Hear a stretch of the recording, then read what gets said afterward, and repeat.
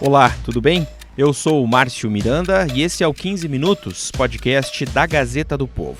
Nosso assunto hoje é aviação e a tentativa de atrair para o Brasil companhias aéreas que possam oferecer preços mais baixos para os consumidores. Ao longo do episódio, você vai ouvir trechos de reportagens veiculadas pela TV Brasil, também pela TV Senado, pela TV Paraná Educativa e ainda áudios de uma participação, uma palestra do ministro da Infraestrutura, o Tarcísio Gomes de Freitas, em um evento que reuniu representantes de empresas aéreas no ano passado em Brasília.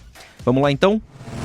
Você já ouviu falar em companhias aéreas low cost? Elas são comuns na Europa e oferecem passagens aéreas bem mais baratas. De acordo com dados do setor aéreo, o brasileiro ainda voa muito pouco. Pois é, a média é de 0,4 voo per capita por ano, enquanto em países mais maduros, essa média atinge 2 voos per capita ao ano.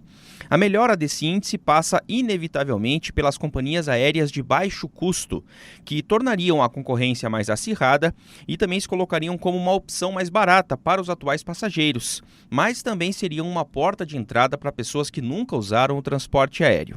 É justamente esse público sensível ao preço que elas buscam e que o governo pretende explorar. E quais são as barreiras, então, para que as chamadas companhias low cost, as companhias de baixo custo, ainda enfrentam, para operar em maior escala aqui no país? Para analisar esse assunto, eu convidei aqui no podcast 15 Minutos o Gustavo Ribeiro. Ele é repórter, especialista em aviação e assina matéria sobre esse tema na Gazeta do Povo. Vamos começar, Gustavo, traçando um panorama, Já tem companhias aéreas low cost operando aqui no país, certo? Exatamente, Márcio. Hoje as companhias aéreas que operam no Brasil com esse modelo low cost são companhias internacionais. Então elas fazem voos internacionais para o Brasil. Então a gente tem, por exemplo, as chilenas Sky, a JetSmart, a argentina Flybond e a norueguesa Norwegian, que faz o voo entre Londres e Rio de Janeiro. Então elas já operam no Brasil com esse modelo, ou seja, um modelo que é voltado para tarifas baixas, para o passageiro. Só que essa tarifa baixa ela é relativa, O passageiro compra uma passagem, só que para ela poder despachar a bagagem, para ela poder fazer um check-in no balcão, para ela poder marcar o assento, para ela poder ter um tipo de alimento durante a viagem, ela paga a mais. Por que a passagem é 15 euros na Europa? Porque 15 euros é o bilhete. Depois você paga mais 15 euros ou 20 para marcar o assento. Paga mais 40 euros para levar a sua bagagem. Paga mais 15 ou 20 para comer a bordo. E se você fizer o check-in no aeroporto, outros 15. Então, se você puser na ponta do lápis tudo que você paga além da passagem, você vai chegar a um bilhete de 130, 140 euros. Ou se for, vamos reduzir um pouco, que ficasse em 100 euros. Quantos são 100 euros? R$430. É mais do que o preço médio que a gente paga no Brasil. Esse modelo existe, então, nesses voos internacionais para o Brasil. No entanto, o grande desafio é que essas companhias aéreas low cost operem também no mercado doméstico. Ou seja, que elas façam concorrência para as 3 principais companhias hoje que operam no Brasil, que são Azul, Gol e Latam. Esse é o principal desafio, é trazer essas companhias para o Brasil. É aí que mora o maior, o que vai ser feito daqui para frente, Exatamente. E por que, e nesse sentido daí, Gustavo, o que o governo tem feito para tentar vencer essa barreira, para as low cost, para tentar atrair mais companhias e para que elas operem nesse mercado dos voos domésticos? Bom, o primeiro ponto que já foi feito desde 2017, quando a Agência Nacional de Aviação Civil, a ANAC, ela liberou a cobrança por despacho de bagagem e marcação de assento. Mas para dar a possibilidade de que a empresa cobre menos pelo bilhete, primeiro foi preciso fazer uma desregulação do mercado, diminuir as obrigações para reduzir os custos. Um desses passos foi a extinção da franquia de bagagem. É importante a gente entender que todo direito, nesse aspecto, ele tem um custo associado, e que isso impede que haja essa concorrência das empresas por esses modelos de negócio e pela preferência dos passageiros que querem, ora, um produto agregado, com tudo incluído ali, com alimentação a bordo, com o assento podendo ser reservado com antecedência, independente de pagamento. Esses modelos eles podem conviver. Esse assunto ficou em voga aí durante um tempo, até que o ano passado definiu-se que, enfim, né, por uma lei que foi aprovada no Congresso, que sim poderia ser cobrado o despacho de bagagem e a marcação de assento. Sem isso, companhias low cost não existiriam. Sim. Esse é o ponto básico. O segundo aspecto, que foi na mesma lei que foi aprovada no Congresso, é a questão da liberação de capital estrangeiro nas companhias aéreas brasileiras. Outro passo importante para a introdução do modelo low cost no Brasil foi a aprovação em maio da medida provisória 860, que permitiu a entrada no país de empresas com capital 100% estrangeiro. Até então havia um limite da participação de estrangeiros nas aéreas brasileiras. Com a nova lei, foi permitido que 100% dessas companhias pudessem ser, de fato, estrangeiras. E com um comando estrangeiro, ou seja, alguém de fora realmente possa ser o diretor dessa companhia. Então, esses dois pontos principais foram vencidos. Esses dois pontos que eram o que o governo mais pretendia, ou seja, liberou o capital estrangeiro, ou seja, você pode ter companhias aéreas estrangeiras operando no mercado doméstico. E com o despacho de bagagem, você permite que, além de companhias estrangeiras operem no Brasil, elas operem nesse modelo de baixo custo. Agora, mesmo com isso, que são esses passos, né, Gustavo, as companhias ainda não veem aqui no Brasil um mercado extremamente atrativo, né? Por quê? Exatamente, Márcio. A gente fala aqui do custo Brasil, né? Que as companhias aéreas brasileiras aqui falam disso, né? É muito caro fazer voos aqui no Brasil, ou seja, ter uma companhia aérea no Brasil é muito caro. E o principal ponto aí em discussão é a questão do combustível. Combustível dos aviões. O querosene tem alíquotas de ICMS que variam de 3% a 25%. O Brasil é o único país do mundo que tem um tributo especial regional sobre o combustível, que no caso no Brasil é ICMS. Ou seja, os estados cobram esse tributo para as companhias aéreas. Claro que hoje já existem alguns acordos dos estados com as companhias aéreas, em troca de novos destinos, número maior de frequência de voos. Os governos conseguiram reduzir essa parte do imposto, mas ele ainda existe.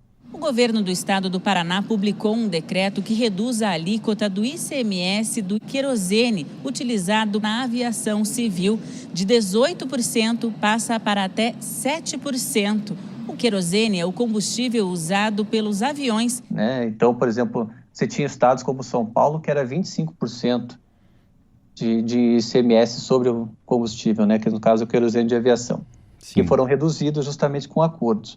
Só que ainda existem alguns pontos a serem explorados. Por exemplo, a gente fala da produção, que hoje é exclusiva da Petrobras, ou seja, todo o querosene de aviação que é usado no Brasil é produzido pela Petrobras, ou seja, não há concorrência. Sim. Então, o governo, justamente com a questão de vender algumas refinarias da Petrobras, que está em pauta para esse ano, espera-se que outros compradores, outros agentes nesse setor também possam atuar e fornecer, enfim, concorrência a um preço mais baixo para as companhias aéreas. Outra questão também ainda no combustível é o fato de que a distribuição desse combustível também ele fica na mão de poucos. Ou seja, nos aeroportos existe um sistema de pool, ou seja, várias empresas ali operam juntas com basicamente os mesmos preços, ou seja, você não consegue quebrar essa falta de concorrência. Então, o que o governo tenta, pelo menos, junto com a Agência Nacional de Petróleo, é justamente permitir que novos entrantes atuem também nesse mercado de distribuição. Ou seja, você vencendo questão de tributos, vencendo questão de distribuição e produção, você consegue tornar o setor um pouco mais barato, não só para as companhias aéreas que já operam aqui, mas principalmente para as companhias aéreas estrangeiras, que não estão acostumados a esse tipo de de custo, né? Ou seja, fora do país, a gente fala de mercados maduros como Estados Unidos e Europa, não existe esse tipo de tributação e a concorrência na produção e distribuição ela é muito mais acirrada que aqui no Brasil. Tenho o prazer de chamar ao palco o ministro de Estado da Infraestrutura, senhor Tarcísio Freitas. O esforço de desburocratização e de simplificação da regulamentação continua. O estímulo à resolução privada de conflitos por meio da arbitragem. Botelho também citou a iniciativa do consumidor.gov, que está diminuindo já as judicializações. Tem também uma situação que me chamou a atenção na reportagem que você assina na Gazeta do Povo, Gustavo, que é o receio da judicialização, né? Como é que isso também é visto como preocupação para as companhias? Por que é uma preocupação para essas companhias estrangeiras? Bom, Márcio, a gente tem que olhar o seguinte, no Brasil, o Código de Consumidor ele é muito forte, ou seja, ele é muito atuante. E existe na questão na aviação, especificamente, desde o 2006, 2007, quando a gente teve aquele caos aéreo, criou-se um cenário de judicialização, ou seja, qualquer problema que o passageiro tivesse com a companhia aérea, seja um atraso, cancelamento, motivou-se que esse passageiro fosse direto à justiça e não passasse pelas vias administrativas, como a própria ANAC, ou enfim, um próprio acordo com a companhia aérea. Ou seja, quando vai para a justiça, existem custos, obviamente, elevados. Em geral, as empresas aéreas vão perder essa questão, só que daí você tem custo de advogado, custo do próprio processo, o custo de acordo, etc. Isso encarece muito, ou seja, dados do setor aí da Associação Brasileira de Empresas Aéreas fala de mais de 50 milhões de reais aí que as empresas devem gastar em 2020 com esse tipo de questão. Isso a gente é preciso colocar, porque na comparação com outros mercados, não existe.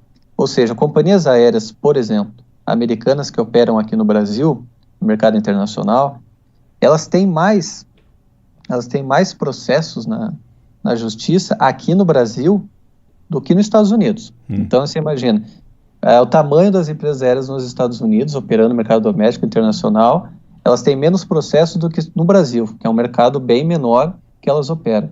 Então, esse é um grande assunto aí que as empresas aéreas pretendem trabalhar junto com o governo para tentar reduzir isso, ou seja, tentar resolver as questões de forma administrativa sem precisar ir à justiça e, consequentemente, sem precisar gastar milhões aí com essas questões.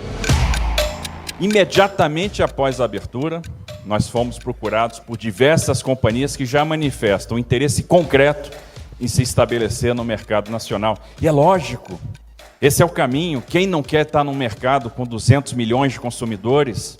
Quer dizer, o resumo da ópera é isso que você falou, né, Gustavo? A gente tem ainda um mercado muito incipiente das low costs aqui no Brasil e os principais desafios para que ele seja mais amplo. E aí vamos deixar claro, né, que por que a importância de ser mais amplo? Porque mais concorrência no mercado doméstico, aqui em voos domésticos, aumenta a chance, por exemplo, pelo menos na teoria, né, de preços mais acessíveis e aí girar essa volta até conseguir mais passageiros, enfim, que os passageiros voem mais. Esse que é o desafio que o governo tem, né? Quer dizer, essas barreiras que você citou são das principais, a questão dos combustíveis, o custo e também essa questão da judicialização, né? Exatamente. E é importante que você tenha mais concorrência, né? Você viu que a Avianca quebrou ano passado, em várias rotas que a companhia operava, o preço ficou mais alto. Sim. Então, se você tem mais companhias aéreas atuando, inclusive com modelo de baixo custo, ou seja, com tarifas baixas, você atrai novos passageiros.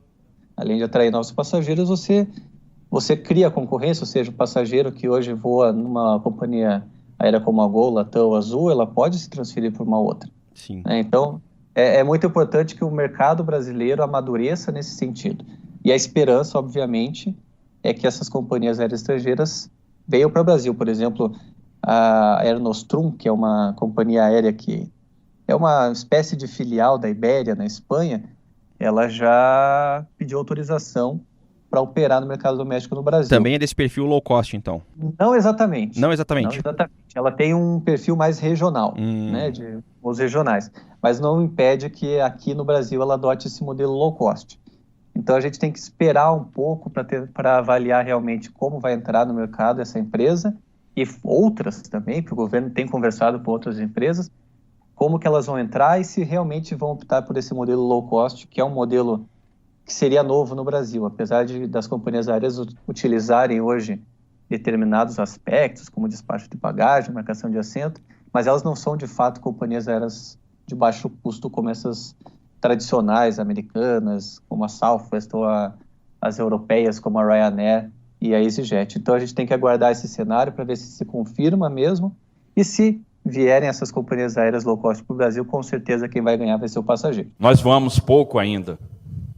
120 milhões de passageiros em 140 localidades, mas a nossa meta é superar os 200 milhões de passageiros em mais de 200 localidades, e nós vamos seguir firme essa meta. Vamos acompanhar então. Gustavo Ribeiro, repórter, especialista em aviação, foi meu convidado aqui no 15 Minutos hoje. Gustavo, obrigado, até a próxima. Agradeço, Márcio, até a próxima. Terminando aqui mais um episódio do 15 Minutos, o podcast da Gazeta do Povo. Eu lembro que o 15 Minutos tem a produção do Durval Ramos e da Jennifer Ribeiro, a montagem do Leonardo Bestloff e a direção de conteúdo do Rodrigo Fernandes. Eu sou o Márcio Miranda e agradeço muito a sua companhia. Até mais!